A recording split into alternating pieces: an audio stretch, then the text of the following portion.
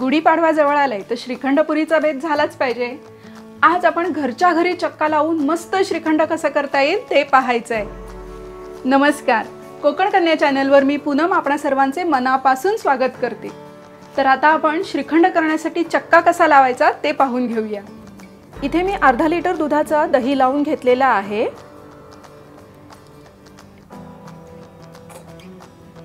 हे पहा किती घट्ट छान दही लागलेलं आहे। असं घट्ट दही कसं लावायचं याची कृती जर तुम्हाला हवी असेल तर मला कमेंट करून नक्की सांगा। आता या दह्याचा आपण चक्का लावून घेऊया। चक्का लावण्यासाठी इथे मी रिकामा भांडा घेतलाय, त्यावर असं कॉटनचं मऊ फडकं घ्यायचं आहे ज्याच्यात आपण चक्का बांधून ठेवणार आहोत। आता या फडक्यात आपण लावलेलं दही काढून घ्यायचं आहे।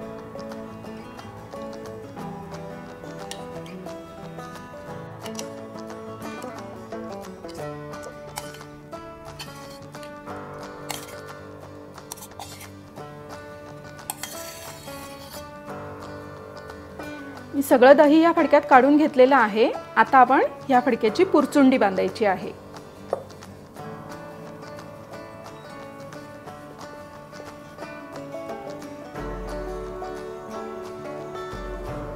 आता या पुरचुंडीला आपण गाठ मारून घेऊया।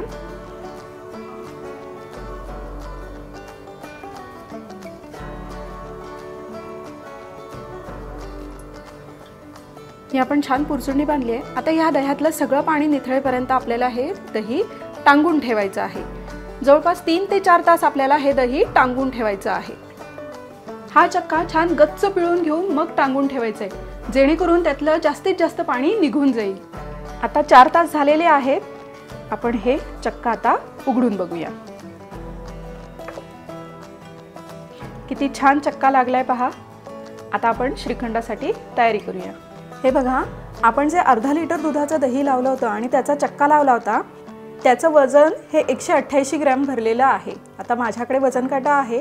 आता श्रीखंड करताना नेहमी काय करतात, जेवढा चक्का आहे तेवढीच साखर घ्यायची असते। तुमच्याकडे वजन काटा असेल तर तुम्ही त्याप्रमाणे घेऊ शकता, नसेल तर तुम्ही त्या अंदाजाने मापाने तुम्ही साखर घ्या। आपण जेवढा चक्का घेतलाय त्याच वजनाची मी इथे पिठी साखर घेतलेली आहे। आपला चक्का छान लागलेला आहे, तर श्रीखंडासाठी लागणारे इतर साहित्यही आता आपण पाहून घेऊया। मी अर्धा लिटर दुधाचं दही लावलं होतं, त्या दह्याचा आपण चक्का केलाय जो हा 188 ग्रॅम भरलेला आहे। चक्का 188 ग्रॅम आहे म्हणून मी पिठी साखरही 188 ग्रॅम घेतलेली आहे। तुम्ही जेवढा चक्का घ्याल अगदी त्याच मापाने त्याच वजनाने पिठी साखरही घ्या। यासोबत आपल्याला लागेल थोडंसं जायफळ। मी ते जायफळचा तुकडा घेतलेला आहे जो आपण किसून घालणार आहोत। थोडीशी वेलची पावडर।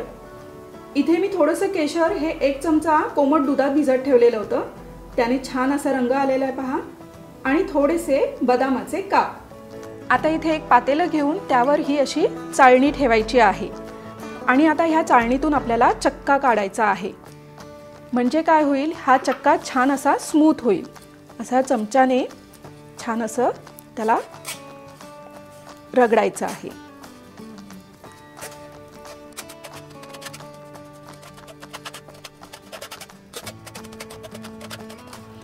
यामुळे काय होतं, त्या चक्क्यात कोणत्याही प्रकारची गुठळी राहत नाही।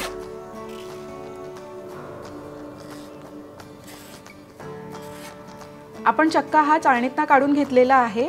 आता ह्याच्यात आपण पिठी साखर घालायची आहे। आपण जेवढा चक्का घेतलाय तेवढीच पिठी साखर घेतलेली आहे। आता हा चक्का आणि पिठी साखर चांगलं मिक्स करून घ्यायचंय, म्हणजे चांगलं घोटून घ्यायचं आहे।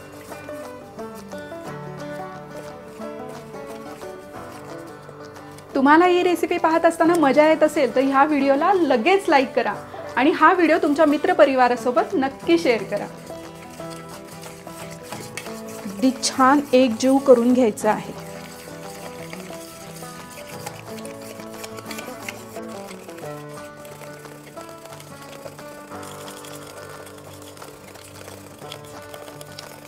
हे पहा, 1-2 मिनिटं घोटले, किती छान टेक्स्चर आलंय या श्रीखंडाला।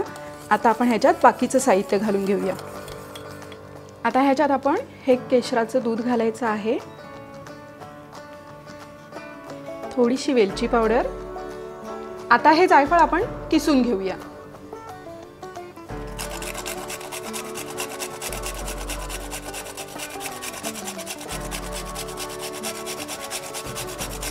श्रीखंड म्हटलं की जायफळ हे आलंच. हे जायफळ हे असं ताजं ताजं किसून घ्यायचं, त्याची पावडर शक्यतो वापरायची नाही. आता हे सर्व आपण परत एकदा एकजीव करूया.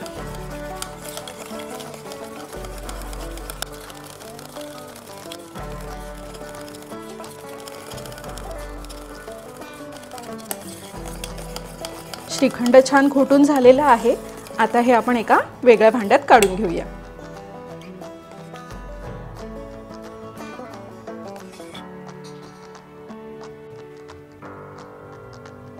आपलं श्रीखंड आता तयार आहे. वरून थोडेसे बदामाचे काप. पाहिलंत ना, घरच्या घरी किती सुंदर श्रीखंड करता येऊ शकतं ते. आपलं श्रीखंड तर तयार झालेलं आहे. यासोबत लागते ती टम्म फुगलेली पुरी. ह्या पुऱ्याही आपल्या करून झालेल्या आहेत, तर त्याचा व्हिडिओही तुम्ही नक्की पहा. या गुढीपाडव्याच्या तुम्हा सर्वांना मनापासून खूप खूप शुभेच्छा. धन्यवाद.